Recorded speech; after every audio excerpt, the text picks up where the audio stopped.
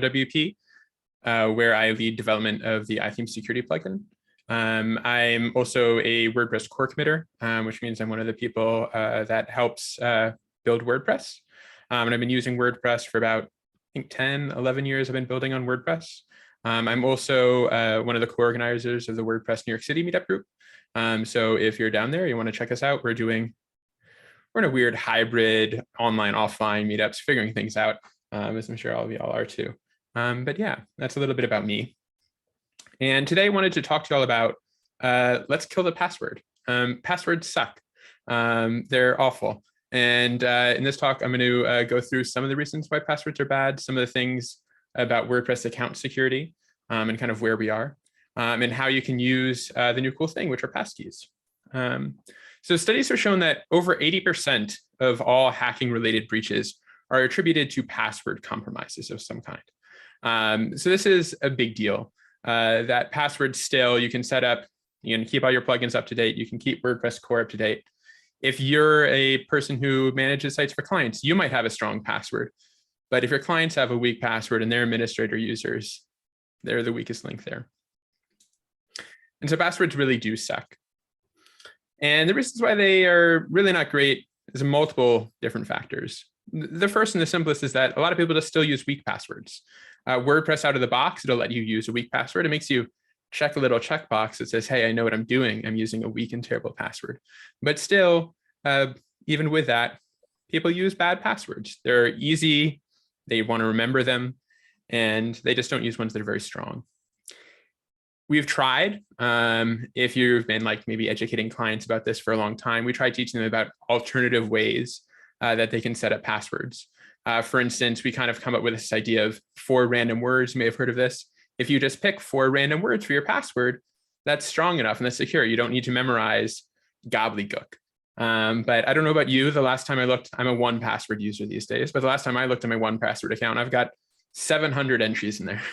There's no way that I'm remembering 4 random words for every single site that I go on, and clients don't either, users don't either. I'll often say people's passwords, they might share them with you if you're a developer, which isn't even great at all. And they'll say, oh yeah, this is my password format. It's, these 3 random words that you taught me, but I use those same 3 random words across every single website I log into. And maybe it's horse battery staple Amazon and horse battery staple chase.com and horse battery staple Apple. And that's a nightmare. And a big problem with that is that when passwords get stolen almost every day now. There's a great website called Have I Been Pwned? And they track as passwords get stolen. And when a password gets stolen, it means that, hey, your account on that website might be compromised. But for the humans among us that have, our password formulas, it means that an attacker can look at those list of passwords and say, hey, this person uses the same format of password all over the place. Maybe if I just change out Amazon to Apple or Apple to Chase, I'll be able to log into their bank account and steal their information. And so they use these forms of kind of what are called credential stuffing attacks and similar variants where if a password actually gets hacked, it's not just oftentimes your login to the one site that gets compromised. It happens everywhere. The other problem with passwords is phishing. What passwords kind of force users to do is to be smart. Make sure that the site that you're logging into is the correct site. It's the real apple.com. It's the real theirwebsite.com. It's not an attacker pretending to be apple.com. And for some of us that are more technical, that might be easy. We know the tricks. Look at the full URL. Maybe look at this SSL certificate, but even that really isn't a guarantee that the site is secure. But asking users to kind of do this due diligence is very difficult. And explaining the nuances between what is a real URL and what's a fake URL or what's a URL that's trying to phish you isn't easy. And so because of all this, we've kind of developed these alternative additional layers of security.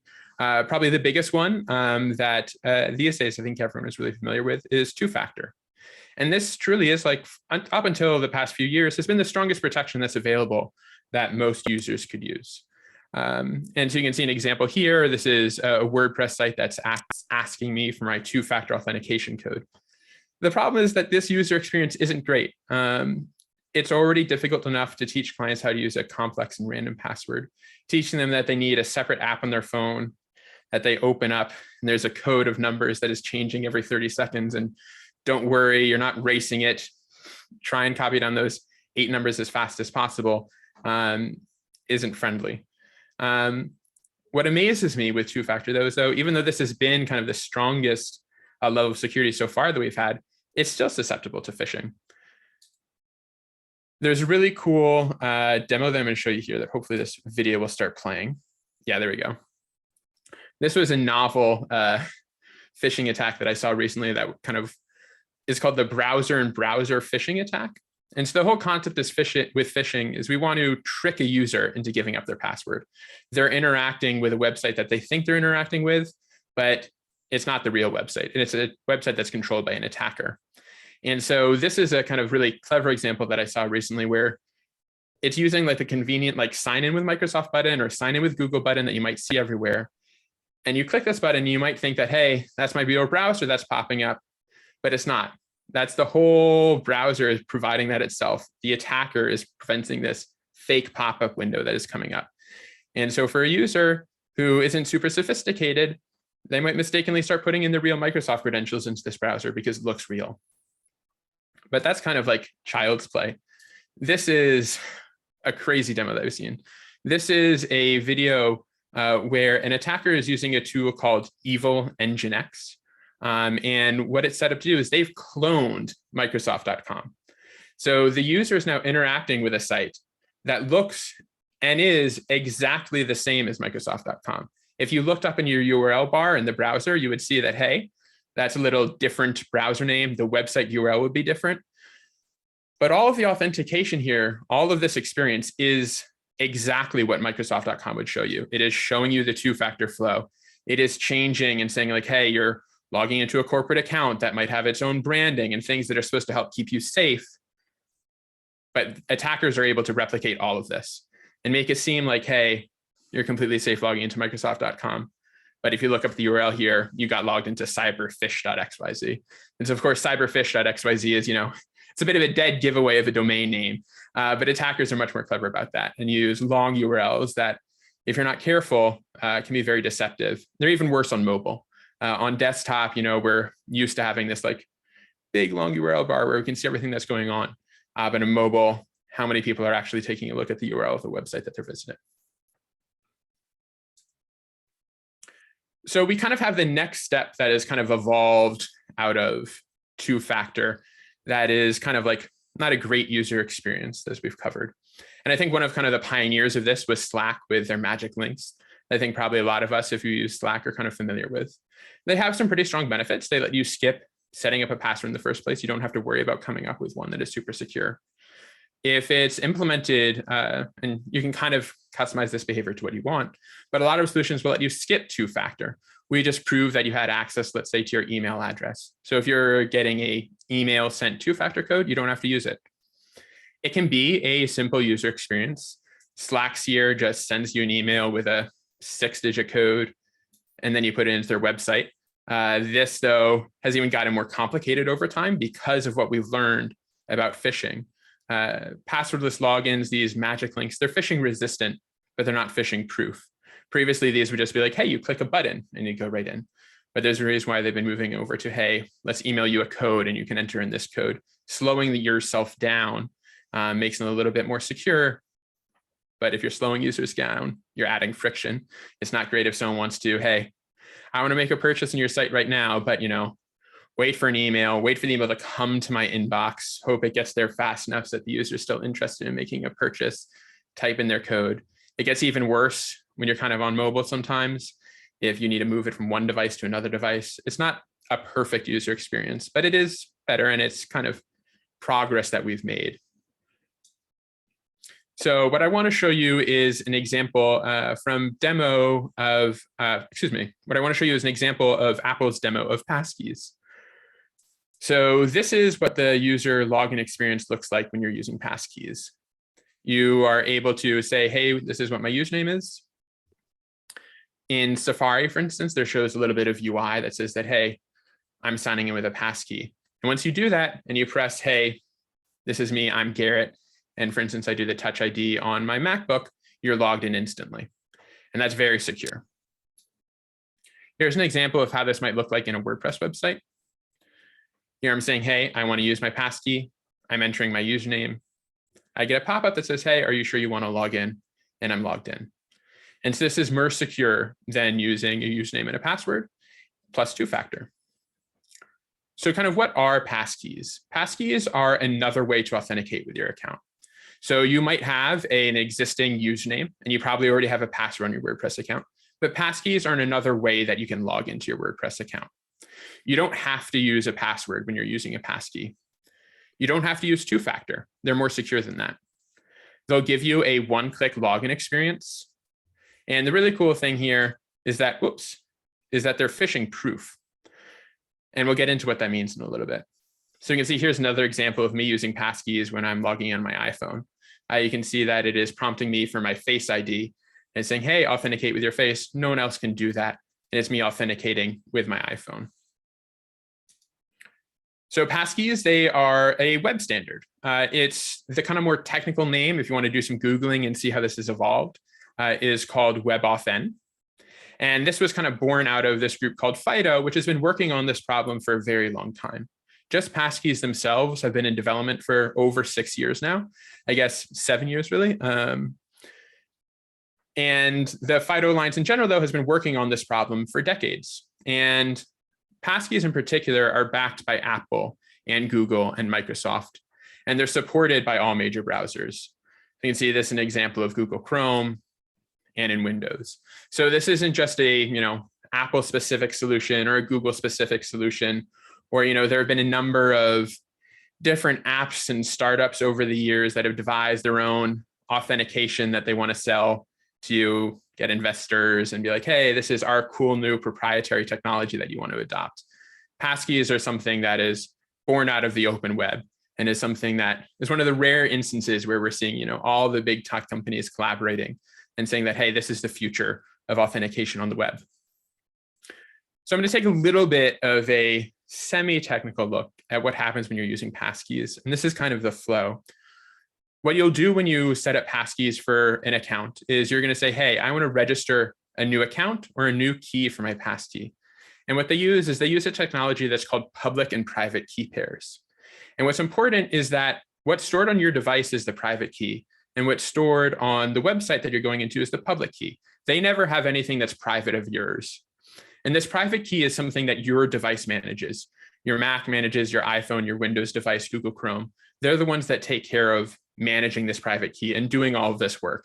When you see the little blue guy on the right, that's your kind of like phone that is doing the work for you. You don't need to ever think about your private key or your key pair the same way that you might need to say, hey, my browser generated for me a password. Am I supposed to write that password down somewhere and save it in a notebook or put it in a Word file or put it in LastPass or 1Password or something like that? With passkeys, you don't need to manage this. The browser handles all of it for you. So when it comes time to log in, your phone just says to the website, hey, I want to log in. And the website gives you a little bit of data. It's called a challenge. And it says to your phone, hey, sign this challenge, kind of like you would sign a signature on a contract or a document. And the website is then able to say, hey, I know that's you, that signature matches. But at no point did any private information need to get changed hands. It's not like when I'm authenticating with Face ID or my fingerprint that I'm sending to my website a picture of my face or my thumbprint or anything like that. Those levels are just there for your device to say, hey, I know it's you. Now I can do the work for you of interacting with this website to say, hey, this is really me. So what do I mean by phishing proof? Passkeys mean that there is no personal information for an attacker to steal. There's no passwords for an attacker to steal. If a site that is using passkeys, let's say they have their database breached and stolen, and it happens, there's nothing in there that is, helpful information to them. They can't do anything with it. The only thing they see is your public key. And remember, that's a public key because it's public. It's something that anyone else can see. And again, no personal information is ever leaving your device. The only things that are transferred, it's not even like your username or your email address, let alone things like fingerprint data and stuff like that. The other thing that's really cool here is that, and this is why it's phishing proof, which is kind of a rare thing to say, is that you can't be tricked into giving up your password. So if you look at this UI on the right here, it says, do you want to sign into security.test as admin? And here in Google Chrome, we see the same thing. Google Chrome is trying to verify my identity on security.test. And in Windows, we have a similar experience. This is for one of our Windows users, so different domain name. And you might think that, hey, if I don't pay attention to this security.test part, am I going to get in trouble? Is there some way that I can be tricked? And no, it's impossible.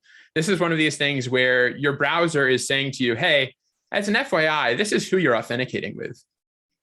But it's impossible for the browser to be tricked into authenticating you with a site that you're not meaning to go to. Your browser is able to manage and keep track and say, okay, I know who to send this to. I know who I'm authenticating with. There's no way that you can make a mistake or be tricked into making a mistake. And that's really important. We can't really just say, you know, for those of us that are the more technologically savvy and just say to maybe our clients or users or friends that maybe aren't and be like, well, you know, you just have to be better. You just have to, you know, be more vigilant. That's really a hard argument to say of just be perfect and never make a mistake. And so when we can rely on tools like the browser to protect us, we can actually do that. And if you're a password manager user, I don't know, I'm a 1Password user these days after the whole LastPass kerfuffle. You might be familiar with when we say with password managers, hey, these keep you safe, because if the password manager doesn't prompt you to put in the password on the right site, then you're in trouble. Something's going wrong. The problem with that, though, is that if you've ever used any of those tools, you can't rely on the fact that the password manager is going to prompt you. I can't keep track of the number of websites where I have to go into my password manager and copy my password. And that's the spot where I could be tricked into going to a wrong account. But with passkeys, that's impossible. There are two types of passkeys. And depending on the type of research that you get into, you might hear this kind of terminology. So I want to clarify it up front here. There's basically two kinds. They're platform authenticators and they're roaming authenticators. And so platform authenticators are the ones that we're going to focus on. They're the things that are the easiest to use and the things that I think are ready for user adoption today by everyone. They're what are built into your computer or your smartphone. They often use things like biometrics. So if your Mac, for instance, is protected by Touch ID, or your Windows laptop is protected by Windows Hello, they'll often use these kind of authentication mechanisms to authenticate yourself back with your platform. Whereas on roaming authenticators, these are kind of the more geeky devices. I have one of these. It's a little YubiKey there. And these have been around for a long time. And for a long time, this is what people have meant when they said like, oh, we support WebAuthn or passkeys and things like this. But as much as I love this little guy, I don't think it's practical to be teaching everyone that, hey, if you want to keep yourself safe on the web, you need to buy one of these, put it on your keychain and, you know, keep this with you everywhere. And that's the only way you can get into your accounts. So don't worry if you've kind of heard about WebAuthn before and been like, oh, I think that's only for geeks or something like that. You were right for the longest time, but no longer. Platform authenticators that have kind of been the major next step that Apple and Google and Microsoft have been collaborating on over the past couple of years is what's making this easy for people to use. And so you can see if you are wanting to use passkeys, it's supported pretty much everywhere these days. Chrome, Safari, Firefox, Brave, Edge, they all support it. If you were still using Internet Explorer, this is your maybe 10th wake-up call as to why you should be moving on from Internet Explorer. It doesn't have support for it. There is also a little bit of a weird situation with Firefox. Firefox and macOS doesn't work, but Chrome and Safari on the latest macOS versions and iOS versions and Android versions all work great. So this is a technology that is ready for you to be using. So I'm going to go over the couple of different ecosystems. For Apple ecosystems, passkeys are stored in iCloud. So if you have an iCloud account, which I think these days, I'm not even sure if you can set up a Mac without an iCloud account, but you most likely have yourself an iCloud account. And what this means is that passkeys are synced across all of your devices. So if you set up a passkey, and we can kind of see this in the image on the right here, it's saying I want to save a passkey for this particular username.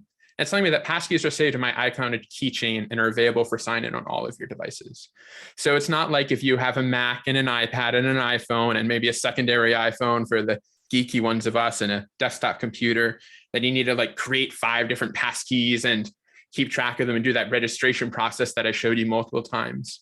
Apple will take care of syncing these across all of your different devices. Because it's the Apple ecosystem, it does work best if you're a Safari user. But we're going to get into, I'll show you a quick little demo of how these interact across multiple different ecosystems. So you're not locked into using Safari. A really cool thing is that you can share passkeys with AirDrop. So if you're an AirDrop user and you might have used it to like send a quick photo to someone who you're hanging out with, you can do the passkeys as well. You can share your passkey to another person who's next to you, and they can just use that passkey to log into their site. In Google, the story is very similar. Passkeys are, instead of being stored in iCloud keychain, are stored in Google's password manager. And so this means it is, again, synced across all of your devices. And kind of like Apple, for Google, they work best in Chrome. And you can kind of see an example here. This one's a whole video.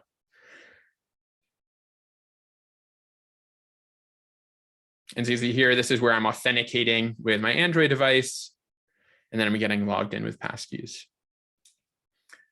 For Windows, Windows has actually supported this for a long time, but they aren't as up to date with the passkeys technology. They're managed by Windows Hello. And so what this means is that oftentimes you'll get this prompt where you're wanting to authenticate with Windows Hello and your passkey is actually stored on your Windows computer. Cross-device syncing, Microsoft has said, is coming in 2023. So that way you could share this across your Microsoft account. And if you have multiple different Windows computers, it can be shared everywhere. But I would say these days, if you are a Windows user and you want to use passkeys right now, which I would encourage you to try out, Google Chrome is your best option. Google Chrome on Windows already is kind of, one of the dominant browsers. And you can use Google Chrome to store your passkeys, share them across all of your devices, do all the things you need to do. It's just not yet built in at the OS level like it is for Apple.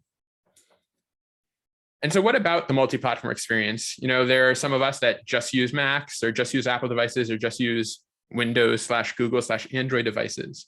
But this is an open standard, so it means that people are ready to collaborate in how this whole experience works. So all of the major browsers that support passkeys now support using a passkey from a nearby device. So we take a look at this video here. I'm saying I want to use my passkey on, let's say, a desktop computer. And here I am in Google Chrome, and it's giving me this little pop-up that I can scan with my iPhone. And so when I scan this with my phone is connecting to this computer to share a little bit of confidential information. And then my phone is talking to the website back and forth. And so what this means is that this is a safe way that you could log into a website if it's not using a device that you necessarily own. Let's say you want to use someone else's computer. It's a shared computer. Maybe you're at the library or you're at the Apple Store or something like that. You're in a place where you're not using the computer that you would normally be using. Passkeys give you a really secure way that you can exchange that information and let you log in. The important thing to note, though, is still that you can set up multiple passkeys. So it'd be pretty common, for instance, if you might have a Google Chrome account and an iCloud account, that you create a passkey for both. And that way, when you need to log in, you don't get this flow where you have to pop open the phone and scan the QR code or anything like that, which is a little bit more complicated. You can just set up a passkey and get the kind of one-click login solution that I showed you earlier. And so here are a couple of demo videos from, this one's from Apple, showing you how you're logging in on a on a Windows computer and choosing to use a phone to authenticate with. And it's then going to show authenticating with an iPhone against this Windows computer. It's a very fancy Apple demo video, so it's a little bit longer than mine. But you can see this kind of process here, where it's the same thing, where it's prompting me to say, "Hey, are you sure you want to sign in?" When you click yes, there you go. It prompts you for a Face ID, and then you're logged into your site. And here's the same thing from the Android perspective. I'm sorry, that's a little bit blurry. The video in Google Chrome's blog post was quite small, but I hope this is kind of digestible to see kind of what that process looks like. We can see the Android phone on the left that is logging in with the Windows computer on the right here. And they're, of course, shared on the same screen, but these are two completely different devices that just need to be nearby each other. And I've signed in. So the reason why I'm talking about this specifically is that passkeys are not just something that you can use out on the open web, but they're things that you can use on your WordPress site. So there are a couple of different WordPress plugins that support passkeys right now. iTheme Security, which is where I'm working at, But there's also the WP Web Authn plugin that I found, as well as the passwordless WP plugin that you can find. Both of those are available on the WordPress.org plugins repository, so you can kind of try them out for free. Why should you adopt passkeys now? I hope I have shown you kind of what the security benefits are of passkeys. And in many cases, if you're already doing, the most secure and strong thing of using passwords and two-factor authentication, they offer an experience that is way faster than having to type in your password, open up a separate two-factor app, find the code, and go through that whole experience. If you're someone who has clients, you can help your clients keep themselves secure. There's still, if you have an administrator account on a website and it doesn't have a strong password, your account can still get compromised. Even if you, the developer or the manager of the website, does everything right, your client can still be the weak link. So for those of us who have clients, we can help our clients keep themselves secure. And you can also help position yourself to your clients as an innovator who's keeping up with the security space and saying, hey, here's this new technology that will help keep you more secure, and make sure that your clients always know that you're on the lookout for them and always keeping up to date with the security process and the security changes that are happening in the broader ecosystem. So my name's Timothy Jacobs, like I covered at the top. I'm the lead developer at Stellar WP, where I work on iTheme security. And again, I'm a WordPress core committer and co-organizer of the WP NYC meetup group.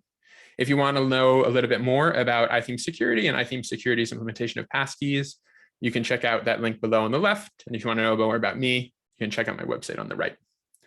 So with that, we can open it up to questions. If y'all want, I can do a little bit of demos for you on a live WordPress website.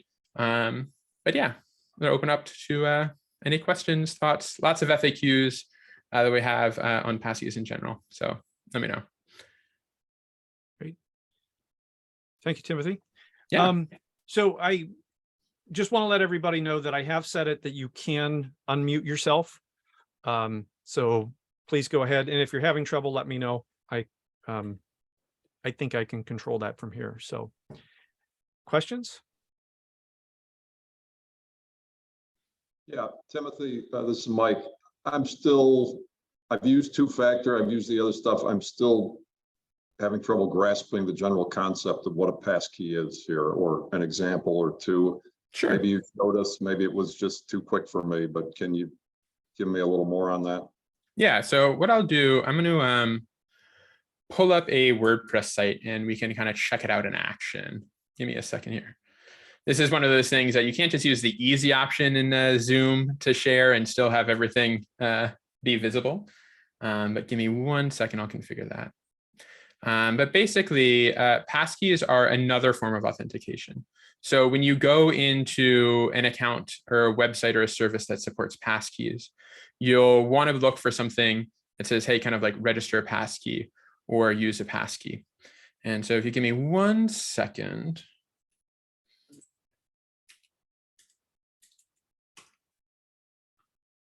At one point, I thought you were talking about essentially facial recognition or fingerprints. Yeah. Which to me are not the same thing. Maybe they are. Maybe, again, I think I'm missing something.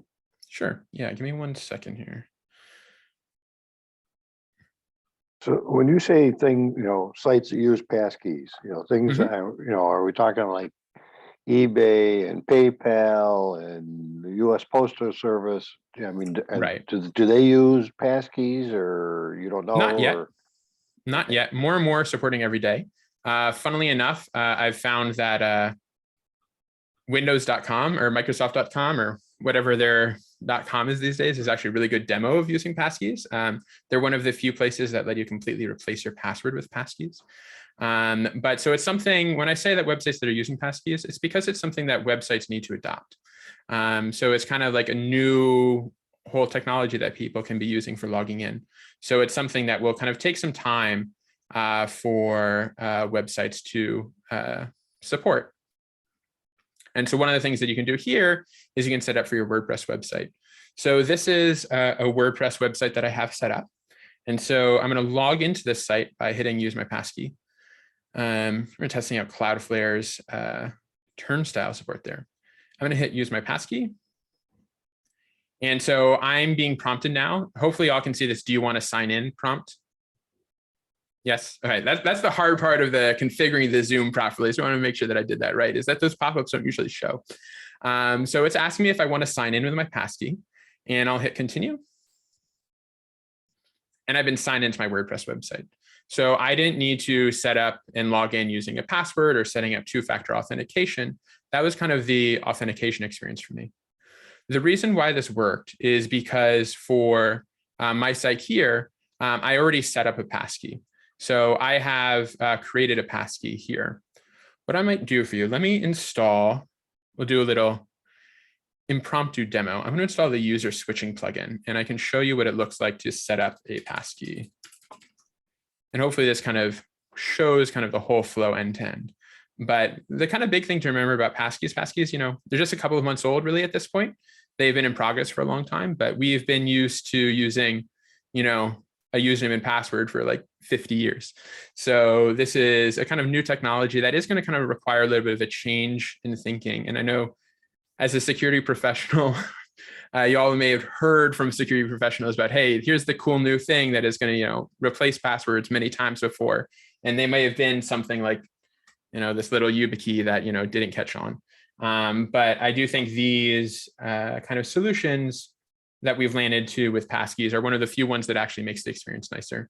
But so what I'm going to do is I'm going to set up a subscriber user for this site. And we'll say,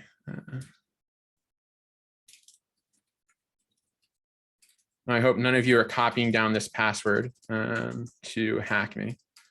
Or maybe hit hide, generate a new one. Nope, no one look. Don't hack into my website. I'm going to go ahead and add this as a user. So I'm going to switch over to this user so we can kind of see what that registration process will look like. Whoops.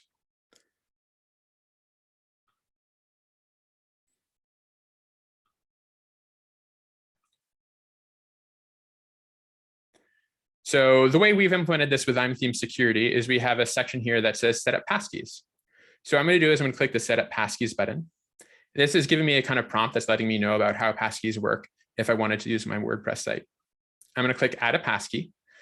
And now my Safari is saying, are you sure you want to save a passkey for subscriber, which is my username? And it's telling me that, again, passkeys are saved everywhere. I'll hit continue. Whoops. Did I not hit continue? I hope I hit continue. Oh, no. Oh, this is because I'm in private browsing mode. Okay, give me one more second. Let's switch things up. I'm going to pause my screen share for a second. Yo, I'm sorry. It's kind of impromptu part of the demo.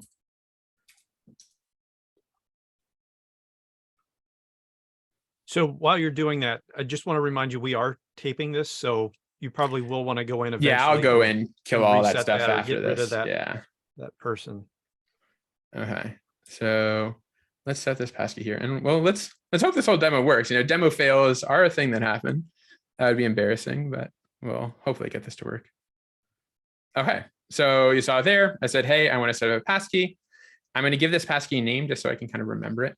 And I'm going to say iCloud, and I'm going to hit done, and my complete registration. So now if I log out of this site and want to log back in, I can go to use my passkey. I can type in my username as subscriber, hit use your passkey. It's now prompting me again, hey, do you want to sign in? And I get to sign in. And so you can see this site actually has two-factor setup. So I'm going to go ahead and skip setting it up because it's kind of not necessary when I'm using passkeys.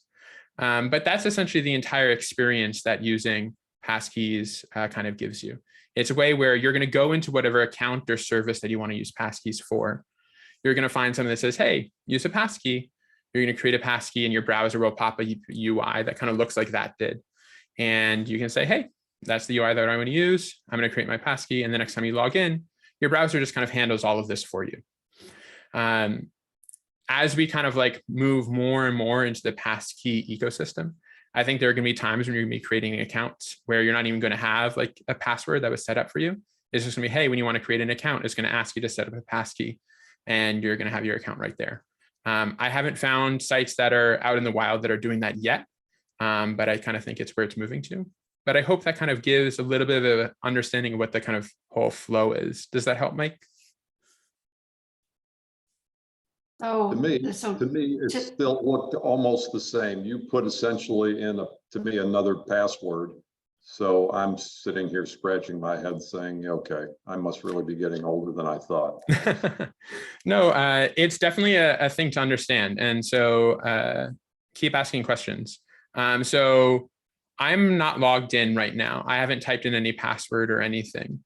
When I go to hit use my passkey here, I'm putting in my username, which is essentially just identifying who I am. And when I hit use my passkey here, now I'm not needing to enter in anything. So I'm not entering in a password. I'm not entering in a two-factor code.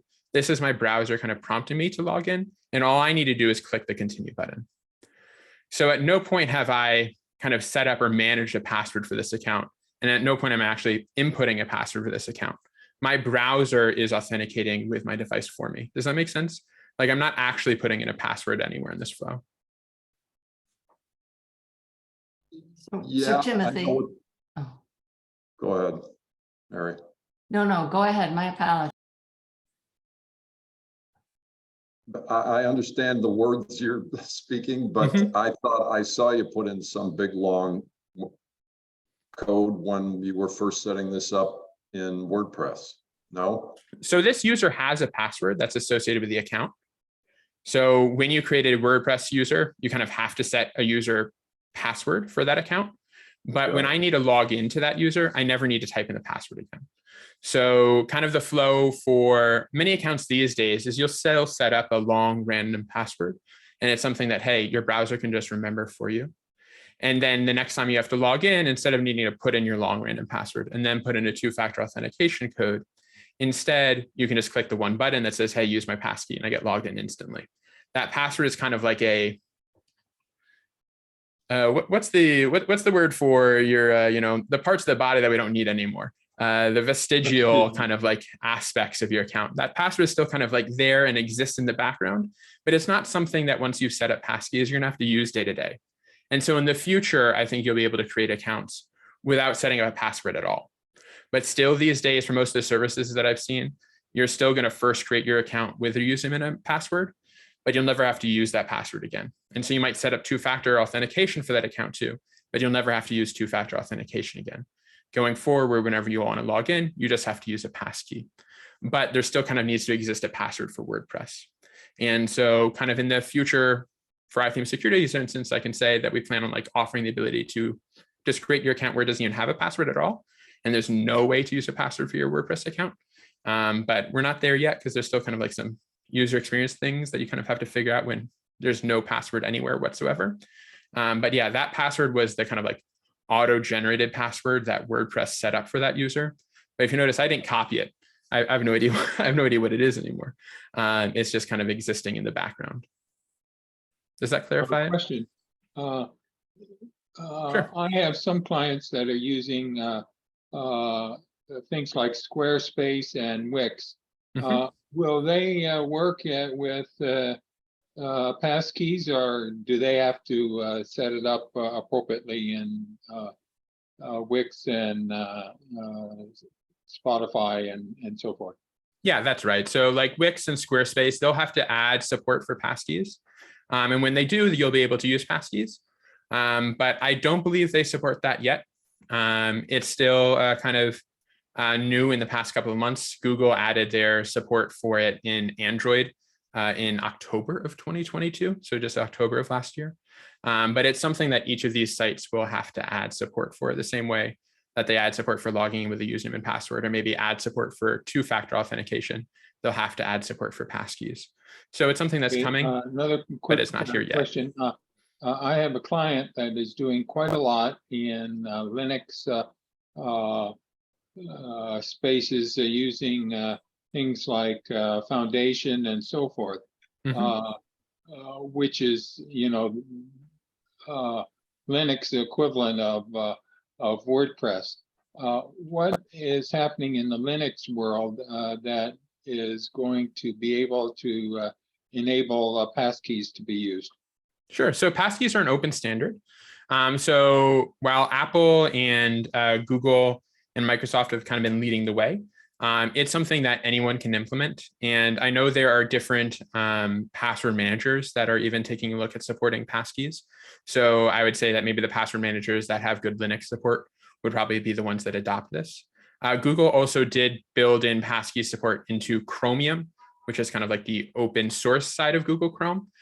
So if you're a Chromium user, you would be able to use passkeys. So I believe, for instance, Brave supports passkeys, even though it's not, Google Chrome, it's running Chromium under the hood.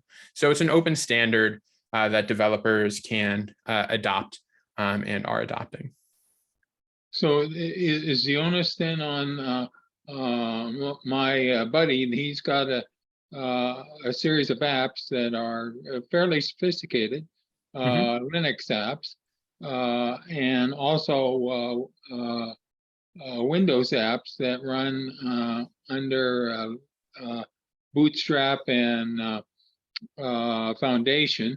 And he's going to be responsible for setting up the passkey enablement in those apps or those programs. Is that correct? Yeah, that's right. And so like in the Apple ecosystem, for instance, like this is part of the SDKs that exist for building applications. I don't believe it is yet part of the Windows kind of SDK. I'm blanking on the name of what Windows calls their kind of whole collection of SDKs. But yes, it'll be something that ideally in most cases, your kind of OS that you're using provides some hooks that let you use it.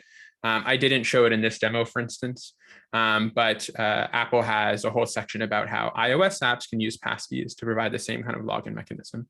And so you'll be able to do the same thing on desktop, there's no reason why you couldn't do it in Microsoft Windows or on an open source Linux system. Okay. Mary had a question.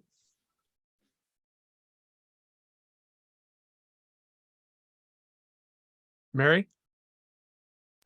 Sorry. Oh, What no problem. happens if you lose your devices? What if there's some kind of a big thing? You lose both your devices or all your devices. How do you recover? Yeah, that's an awesome question. So Apple, this kind of varies depending on the ecosystem that you live in. Apple has a whole recovery procedure system. So for Apple, for instance, you can specify like a recovery contact. And so the same way that you would rescue access to your iCloud account, when you rescue access to your iCloud account, that would get you all of your passkeys. So you can set up another trusted person who can help with that flow. They also have different things. Depending on the options that you choose when you set up your Apple account, they might have given you like a long string of numbers and letters. That's something that you could put with your birth certificate and that kind of information, put in a safe, mail it to a relative that's somewhere far away from you and be like, hey, these are my rescue codes, essentially. So it's kind of up to those individual platforms and they've worked out different flows. It's important to note that Apple doesn't know what your passkeys are. They are completely obscured from them. They can't see any of them. They can't see your passwords. They can't use them in any such way. So it's these additional kind of like account recovery procedures that Apple and Google and Microsoft have all developed that would need to kick in there. So if you, for instance, are saving, like, let's say your photos to iPhoto or iCloud Photo, or whatever they're calling it these days, it'd be the same kind of process there for recovering that information. Does that answer your question? Thanks. Yeah. And so it also depends on the website that you're going to, right? So if your website that you're logging into has an account recovery procedure, like a reset password flow, where you say, hey, I'm able to access it via this email address, they might have a way for you to say, hey, okay, you now have access to your account again because we sent you an email with a special link that lets you back into your account. So it's a combination of, on the one hand side, the ecosystem that you live in and their account recovery procedures and whatever websites you're logging into, and they might have ways for resetting your password. Like with your bank, you can probably walk into a bank branch and with your photo ID and they can help you reset your password. They'd be able to do the same thing for your passkeys and things like that. So I have a question. Yeah. So I am, like I said, a college professor. So I often walk into the room, start up my laptop, and they have given us two-factor authorization on ours. So if I'm not careful, every time my computer goes to sleep, I might have to get a code to get back in. But most of us have turned that off because you can imagine telling your students, don't play with your phones. And then, every 5 minutes, if I, answer a question, then my computer goes to sleep. So we've disabled all that type of stuff. But it seems like with this passcode that now if my computer is on and awake, somebody that has access to my computer has access to everything.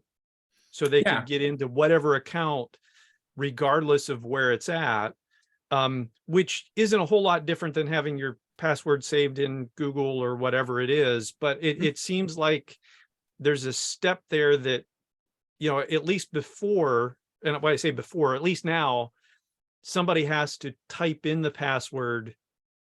Whereas now it will just be, if somebody wants to get into my WordPress account, all they have to do is know what, physicsthisweek.com.wp admin, and then just hit OK.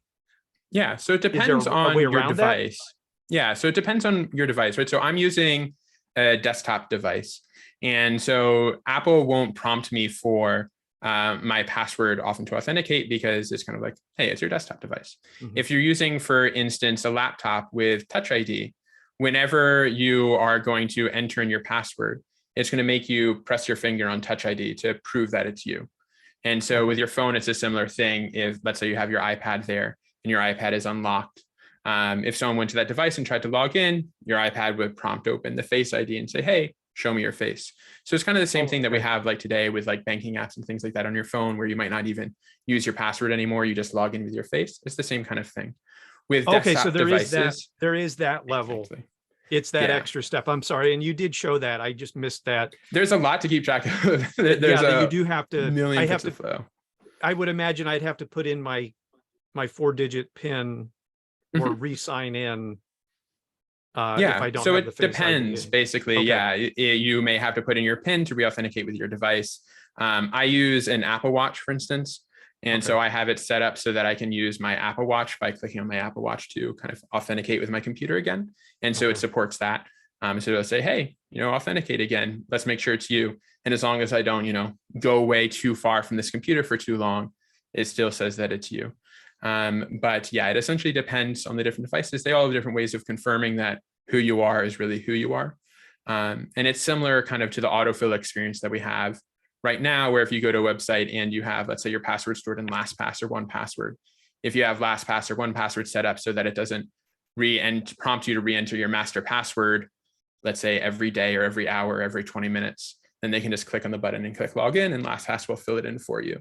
So it's that same kind of level. It'll depend on how secure you want to be, and different kind of platforms, I imagine, are going to give you different kind of controls. But yeah, pretty much all of them are going to require you to do some sort of authentication of proving yourself to the device first. And on a lot of devices these days, on the Macs, it's the Touch ID. On Windows, it's the Windows Hello and the Windows kind of like equivalent of touch and face and all that kind of stuff. And on the phones, that you saw like in the Android demo, it makes you like touch your fingers to the pad, and that whole kind of like experience light it up, because it's wanting to make sure that, hey, the person who's actually holding the phone is actually the person who's authenticated to use the phone. Okay. It looks like Doug has a question, and then Jim. Yes, this is Doug. I have successfully set up the passkey to use the sensor on my laptop, Windows laptop.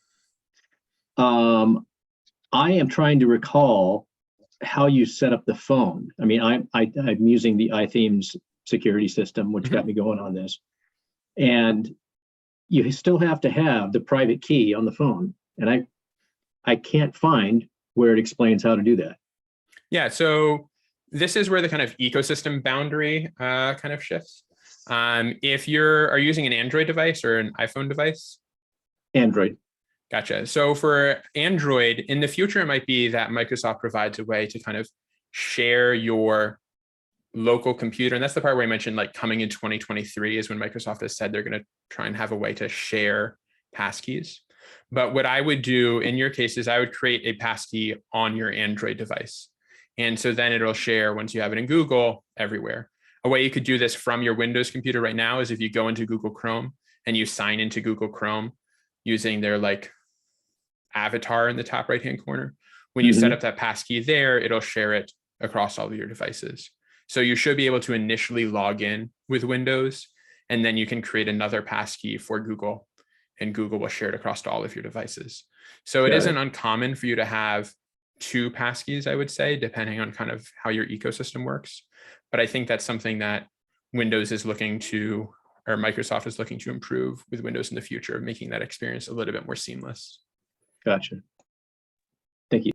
Yeah.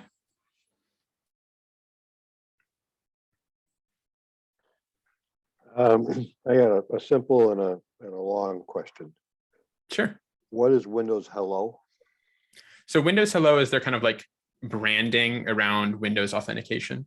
So it's mostly through like their face authentication, where a lot of the computers with webcams built in will let you log into your Windows computer without needing to type in a password.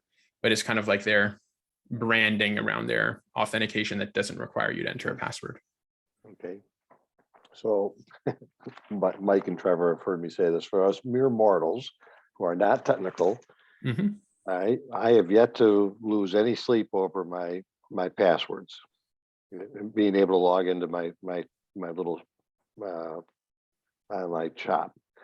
Now, what I think I've heard you say is that I should be losing sleep. There is, and the future is going to be passkeys. And in order for me to do this, I need to go into Google Chrome, set up a passkey account or whatever you want to call it, Mhm. and then go into my WordPress website and put in some plugin that allows passkeys, and then set that up and link the two. And then my website is on the latest and greatest security, and I can sleep again very strong, very well tonight. Is that in summary? Have I got it? Have I got the steps? Almost. missed The only something? thing is that you're not going to need to set up passkeys first in Google or in Chrome or anything like that. As long as you're using your browser, you don't have to do any kind of additional configuration. The configuration that you have to do is you have to let your WordPress website speak passkeys. And so that's where like iTheme security works and a couple of other plugins. Ideally in one day, right, this would just be built into WordPress, where WordPress just natively supports passkeys the same way it natively supports passwords. And Ricky, who is like the lead of Apple's passkeys ecosystem, they've said that's something that they'd love to see WordPress supporting passkeys natively. So right now, your kind of first step is needing to let your WordPress site speak passkeys. But to set up passkeys, you won't have to do any kind of like configuration beforehand with your browser. All you'll need to do is kind of click the button to add a passkey and say yes for the actual registration process. At least that's the goal. Okay, thank you. Yeah. And so it's not that you should necessarily, I would say, be losing sleep over your passwords today. If you are using a password manager like 1Password, for instance, and you're using a strong random password on each of your sites or Bitwarden or any of these other tools, it's not that you're completely insecure. It's more the problem for the people who aren't using password managers to generate random passwords and things like that, that are manually creating passwords each time they go to a website. And for them, teaching them to use a password manager, at least until now, has been very, very difficult. And so it's for more of those types of users. I would say like those of us who are doing all of the best practices, we're using a strong random password. We have it stored in something like 1Password or LastPass or Bitwarden or any of these tools, or even in our browser's built-in tools. We're already doing a good job. And we're doing a better job if we have 2-factor setup for accounts, so that if that password does get compromised, an attacker isn't able to suddenly log in. But passkeys, I think at least, are able to make the experience nicer, even for those of us that do care about our security, to the extent that we've set up a password manager and 2-factor, because it can mean the login experience is more secure, but simpler. I just need to click a button that says okay, instead of needing to tell LastPass or 1Password, hey, it's time to fill in my password, and then open up my phone for a 2-factor authentication code. I can get a more secure experience that is hopefully quicker and simpler to use. But I wouldn't say you should take the takeaway should be world's on fire if you're doing, all of the best practices for passwords and 2-factor and things like that, but that there's hopefully now an option that's safer and simpler. Thank you. Emily, I think you were next. Hey, I just was wondering, I think you flashed up a screen for a second of different plugins that could be used for Yeah. this. What is the simplest way for somebody to get started? And you answered the second part to my question, which was, will WordPress make this a native part of will this become a native part of WordPress? And I guess, like how soon do you think that might happen? So will it be in the next, in 7.0, or when do you think that might happen? Yeah. And what's like the quickest way to spin up, like to just try it out? Like if we were just going to test it, what's the best simple thing to do? Yeah, so the simplest way is using iTheme security. That's the kind of, shilling portion of this talk, I guess you could say, is that we've really worked on trying to make the experience simple. There are a couple of other tools. Let me pause this for a second and pull it up. The other two plugins that you could be using, WP WebAuthn is one that I found, and passwordless WP was the other one that I found. I would say in terms of WordPress core adoption, I would really like to see it happen. I think we've struggled in WordPress core to add support for two-factor for a bit, because there's a lot of user experience concerns that need to be thought about. What happens if a site administrator, for instance, locks themselves out of their site using two-factor? Who do they go to? It's easier when you're maybe WordPress.com, for instance, and you actually have support they can go to. But if you're just hosted on xyzhost.com, the path for a user to recover their account is non-trivial, I would say. There are plans to get two-factor into WordPress core. And part of that process is also supporting this whole kind of concept of passkeys for two-factor authentication. So if that happens, then I think passkeys being a native part of WordPress core will be even more likely. I would say it's not on any short-term roadmap. The roadmaps for WordPress are all kind of public. But it is something that I would like to see. And the first step there would be adding two-factor support for core. And that is very much something that the WordPress project is hoping to do. It's just been solving these kind of like UX concerns is the big barrier there. Yeah, I mean, for the two-factor, I wish they would just skip that and go to passkeys, honestly, because it's such a pain Yeah. to deal with. And a lot of times when I get an email, like I have to wait for the email to push through, and it won't push through on my phone, and I can't get the email. So the text messaging, if you haven't got that set up, or it's just, it gets to be so cumbersome. Yeah, it's not exactly the smoothest experience, which is why I like passkeys, because they can kind of like remove those steps. My kind of hope is that we can kind of get passkeys in through the back door, so to speak, by going through two-factor authentication, because there is an open pull request to the WordPress two-factor official plugin to add passkey support for two-factor. And so if that happens, then it'll make it easier. So as opposed to saying, hey, let's replace the entire authentication framework for WordPress, we can be like, well, we've got this two-factor thing. And now that we have this two-factor thing, we already have the technology there for passkeys. So maybe it makes sense for WordPress core to adopt it. Right. So it's kind of the like slow approach to getting there. Yeah. So we shouldn't wait. We shouldn't wait for no, WordPress. I wouldn't say it's, coming next release and it'll be here in 3 months. It's a bit of an engineering effort to support all of it. And the big thing is changes to like Gutenberg and collaboration. And those are like the major big things that the WordPress project is working on coming up. But there is also every time a new kind of WordPress core release is about to start, there's usually like an open call on make.wordpress.org. If you aren't familiar with make.wordpress.org, this is kind of a home base where you can see what's happening in WordPress. And so often at the beginning of new releases, there's a post up on make.wordpress.org that's kind of like a call for feature requests and ideas and stuff like that and retrospectives. And that's a great way to share, hey, passkeys would be awesome in WordPress core. Yeah, thanks. Yeah. Other questions? Yes, Timothy, are these theoretically going to make password managers obsolete? That's a great question. So maybe. I don't think so, though.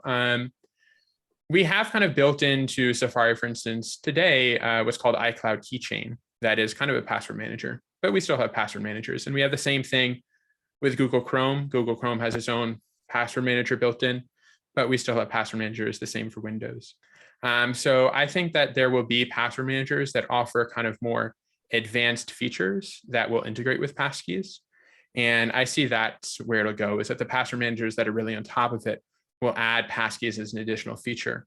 But we know that password managers, they don't just store passwords, right? I have a copy of my passport in my password manager. I have a copy of my credit cards in my password manager, stuff like that. So I think the ones that are really on top of it will grow to evolve passkeys as an additional feature and functionality. But the same way that most users these days don't use a password manager, if they use anything, it's probably the one built into their browser, device, or ecosystem. They'll probably use the built-in passkeys support. But for those of us that want a little bit more power, want more customization, or want more security, maybe ones that say, hey, every time prompt me for a 4-number PIN or whatever before letting me authenticate, we'll have those options.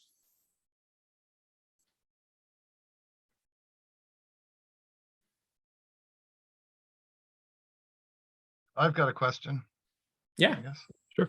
Like I sort of said at the beginning, I've sort of been locked out of my WordPress account and I'm having trouble getting back in. Is there a number I can call or something? Because I kind of go through the same loop where it's, oh, you forgot your password. They get me to the help page for that, but it's not really helping. are you a WordPress.com user? Do you know?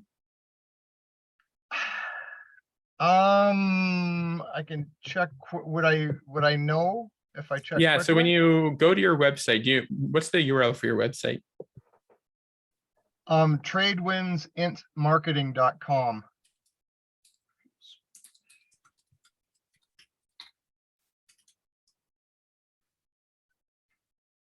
Now everybody's going to my crazy website. And I just set this up in a class that I was taking. It's my first sort of attempt at it. Yeah. And then I like I said, I sort of got in a car accident, so I didn't look at a computer for 3 years after this. I had done this. Oh wow. So this doesn't look to me. Yeah, sorry for now going super technical all No, of a that's sudden. cool. That's great. This doesn't look to me like a WordPress.com site. So what this means is that you're probably paying a hosting company like GoDaddy or Yeah, WP Engine. SiteGround. SiteGround, yeah. So you'll want to talk to SiteGround. Okay. They're the people that can help you. They can get you back into your WordPress website. WordPress.org itself is kind of like, it's an open source project. So there's no one really to call. And WordPress itself can't, even if we wanted to, we couldn't get you access. But SiteGround definitely can. Can I speak to that for a second? Yeah.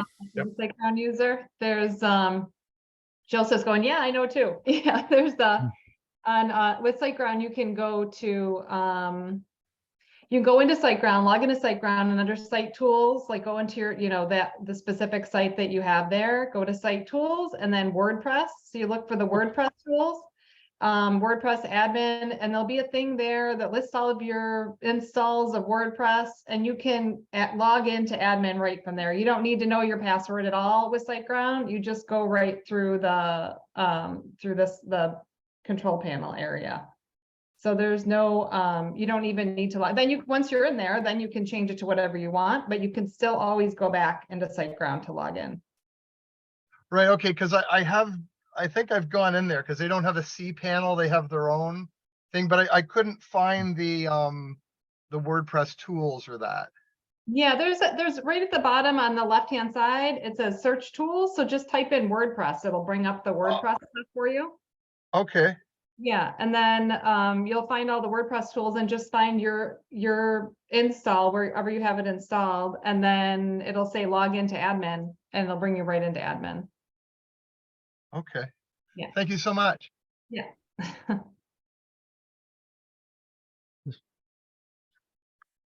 So are there any other questions for Tim? Yep. Also happy to answer general security questions or other things. But. Okay. Yeah. So usually about this time, we do start to open it up to more general questions. So Paul, thank you for leading us right into that. You're welcome. Does anybody have any general WordPress questions? Jim, hands right up there. It's more of a Windows question. I've got my my daily laptop, which is probably 5 years old now and pretty full. And then I've got my my big laptop that I use for when I'm streaming my demos and whatnot. That's, you know, only a year old. Both are running Windows 10. What's the thought on Windows 11? Should I upgrade? Should I not upgrade? Oops. Should I upgrade or not upgrade? to You should Windows 11? you should find a tool, Jim, that checks your computer against the requirements for upgrade for Windows 11. Okay, I can't tell you the name of one exactly at the moment, but there are some tools out there where you can check and see if your computer can handle the upgrade or not. Because if the answer is yes, then maybe try it. But if the answer is no, I think it's more stable than it was before. I have a friend that does IT and she said it's okay now, but you have to check the requirements first. I haven't done it yet, but I would. Alright. I would make And sure that I- should be right in where you go to check your updates for Windows. Up in the upper right-hand corner, there's going to be a spot that says, it's like a PC health check, I think. And you can click right there. It'll go through and let you know. I have found with mine that one of my 3 laptops is eligible. The one I have at school is not, because they manage it and they will take us all at once, kicking and screaming. And then my 2 personal laptops, one is ready to go, the other is not, and I'm not going to change until they all go. Or, my old one dies. I'm very comfortable with Windows 10. I just didn't know if there was a big advantage to do the upgrade or not. I mean, I have no desire to do it. Just a quick comment. My desktop is an i7 7700. It cannot be upgraded to Windows 11. The laptop I'm on right now is an i7 8700, and it's already updated. So it has to do with the processor. Depend which processor you have, but yeah, basically my desktop, I have to get a new parent board or get a new desktop. Okay. Thank you. Doug?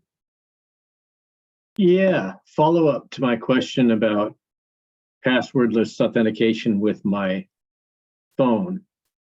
I figured it out, type of thing where you have to take the car to the mechanic before it starts working, and even before he looks at it. The answer was that I can manage my passkeys via the user admin section. So you install iTheme security, and then you can manage your passkeys within each user's profile. And that somehow that just skipped over my head. So anyway, you go into manage passkeys, and then you can delete and reset up your passkeys. And so I just reset up one with my phone, and it works. There's one other caveat here. When I log in, and I'm not using anything with Microsoft, this is all through just, I guess, the browser, because it's used through iThemes on this particular website. When I use my fingerprint on my laptop, it will fill in the username for me. If I want to use the phone, I have to pre-populate the username by hand before I tell the system to use my passkey. Yeah. And that seems to work. Yeah, this is kind of the evolution of what's happening with passkeys, but there's something called discoverable passkeys. And so we try and create what's called a discoverable passkey wherever possible. And so the one where you just press your finger immediately, that's a discoverable passkey. And like you've discovered, that was not an intentional one. Like you discovered, you just get logged in immediately. It fills in your password for it. It fills in your username for you and all that kind of stuff. Discoverable passkeys, I don't believe are yet completely supported in that kind of Google Chrome workflow that you're on now, unfortunately. There's a little bit of kind of like complexity into how that should work. But it's something that is looking to be added kind of everywhere so that you'll always be able to have that kind of like immediate experience where you just, press the button. You don't even have to do anything else. I see. It's addicting. It's very quick. Yeah, it is much faster.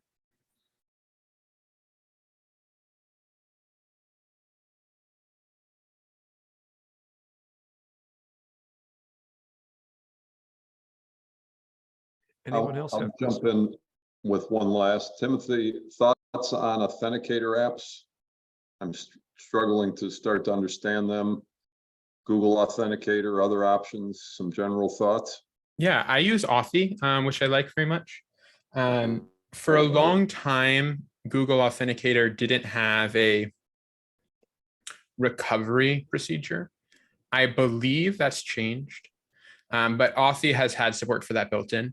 So when you move devices using Authy, like let's say you get a new phone or something like that, it has a good flow for handling all of that. I think for a long time, Google Authenticator hasn't. I don't know if they've added it. I think I've heard that they may have, but that's why I preferred Authy for the longest time. You can also use these days, depending on if you are using a password manager, a lot of them have support for two-factor authentication built in. So for 1Password, for instance, you can save your two-factor code.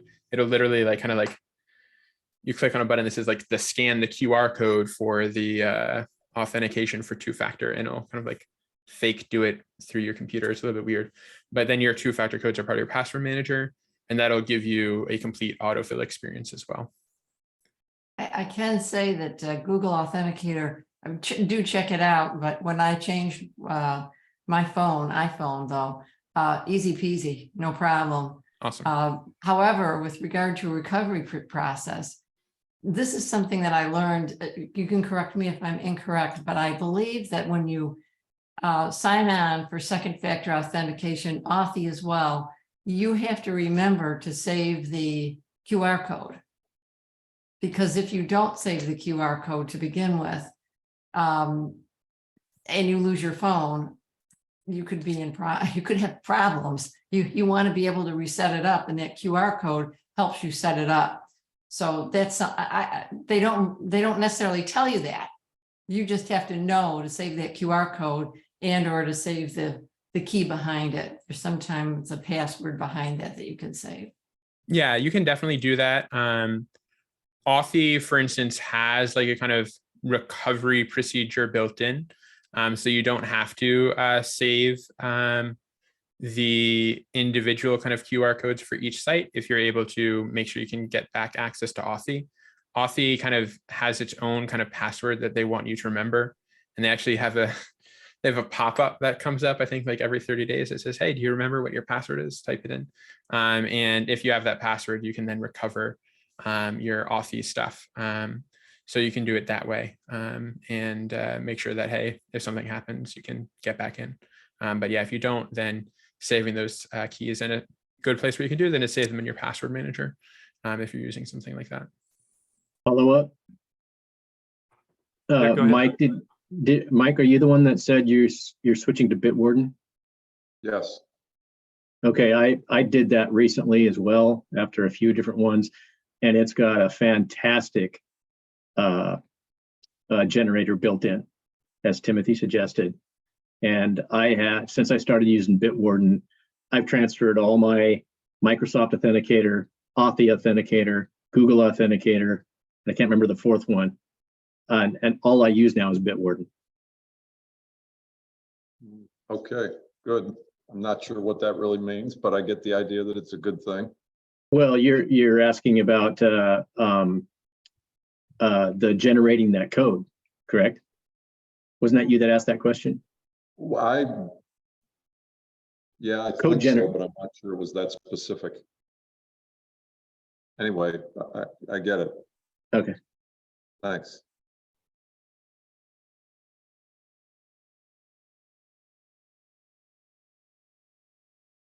I gotta run. I haven't had dinner yet. I'm starving. So thank you. It was a great, very interesting presentation. Good to see you, Jim. Yep.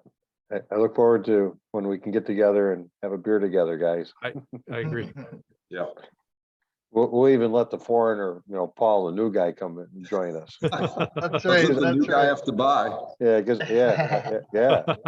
For the next 12 sessions, I think, isn't it? That's right, that's Yeah. right. See you, Jim. Thanks. I have one password question maybe for Timothy. It's I've got these problems with these passwords, obviously. I've got this old iPad tablet that I don't know the password for. What would I do there? Because I just, like I said, I've moved kind of here, and all my books with stuff written down aren't here. Your best bet would be to go to an Apple store. So the original answer would be, hey, you can reset your device like completely, and you won't be able to gain access to it again, like of any existing account if you don't know what that password is. Right. This is kind of changing a little bit. I believe it's probably going to depend on what your iPad model is potentially, and this is kind of like a question that Apple can answer more definitively that I'm kind of like guessing at here. Right. But a lot of the times they won't even let you like completely reset it and set it up again, because then, for instance, if a thief steals the device, they can repurpose it. So a lot of the times they actually like get completely locked down, and are like authentication locked, from being completely reset, because they don't want a thief to be able to steal it and then resell it. If the device is dead, then the idea is that it discourages theft, because there's nothing they can do with it. It's just a brick. An Apple store is probably the best place that can like give you all the exact correct information about the particular device that you have, and maybe help you get into your Apple account and so on and so forth. But yeah. And there's no SIM card in mine. Does that make a difference? It shouldn't, no. No. Okay. All right. Thank you, Timothy. I really appreciate your time and answering all these questions. No problem. And Paul, there's an Apple store at Victor at the Eastview Mall. Okay. Yep. Thank you. Okay. Yeah. At least there used to used to be one. But Yeah. Okay. So yeah, it's not that far. Yeah. Okay. Perfect. Lots to learn. Yep. Me too. Any other Are questions? we going to be Tom? doing these in person at any time in the future? That's a good question. I don't know. We have talked about it a few times, and then there were a lot of people that said, hey, this is kind of nice. I know myself, depending on where I'm at. So I travel across the city. So sometimes it's handy to be on that side of the city. Sometimes it's not. So I don't know what the general consensus is, but that is something that we'll probably be talking about as we move forward. If we don't see another surge, it seems like things have settled down for now. Yeah. But if you keep an eye on you're in the Facebook group, right? Yes, I am. Yes. Okay. That'll be where it's announced. It's announced. Okay. Great. Well, thank you, everybody. Thank you for joining us. Yeah. Great presentation. Thanks. Yeah, thanks, One Timothy. of our best. Thanks for having me. Yes, thank you very much. We really appreciate it. Michelle will be posting the link to the video Great. sometime tomorrow. So I logged into her account. She gave me her password. And I have it recorded to the cloud, so she'll be taking care of that in the next day or two. And I'm sure she'll let you know once Cool. that's up, so that you can, put that wherever you would prefer as well. So thank you very much for joining us. It was a great presentation. Yeah. Several people have said that already, but it definitely was. Thank you. Thanks for having me. Have a good night, all. Okay. Okay. Bye, everybody. Good night. Bye. Bye, everybody. Thank you for hosting it. Yeah. Good job, Trevor. Yeah, thank you. You're welcome. Yeah. Thanks, Trevor. You're welcome. Thanks again for joining us. See you in a month or in a couple of days for those of you who join us at Woo Wednesday out in Portland, or out in what do you call it? Pacific Northwest. Spokane. Spokane. There we go.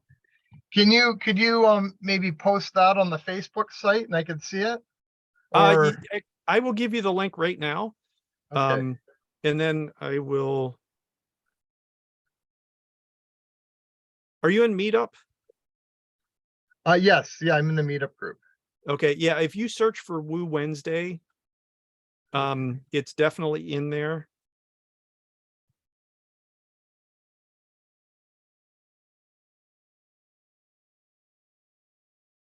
And let's see.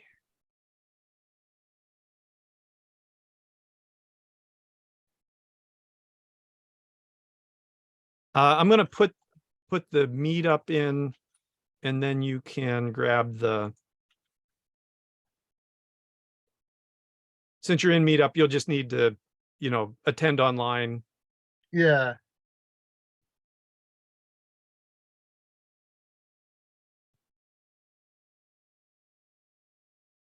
And with the chat here Mhm. in Zoom, do you have your chat showing up? Yep. Yep. Okay, if you go down to the bottom, where Oh. you can type a message in, there's the Yeah. 3 dots for more. Okay, yeah. You can save the chat, and it will put it in the folder where your Zoom is installed. Oh, okay. Let me just do that. And then it'll do the show in folder once you save that. Oh, okay. So so I can copy the link. Yep, so you can copy the link, or you can just click on it where it is there, and it should open up Meetup for you. Oh, okay. Oh, there it is. Okay, perfect. Yeah, I've got it, Trevor. By Okay, Jonathan great. And W. that's- and Mike N. What's that? With Jonathan W. and Mike N. Woo Yeah, Wednesdays. yeah. So Mike's the guy that actually runs it. The other guy is from WooCommerce, but he kind of passed it on to Mike. And it's at 3:00 Eastern time, 12 Pacific time. Okay. Good to know. Perfect. Okay. Well, Okay. thanks again, Trevor. Oh, no problem. Have a good Appreciate your evening. time. Yeah, hopefully we No meet problem. sometime in person. Yes. Yep. Someday. All right. Yeah. Bye for Have a now. good one.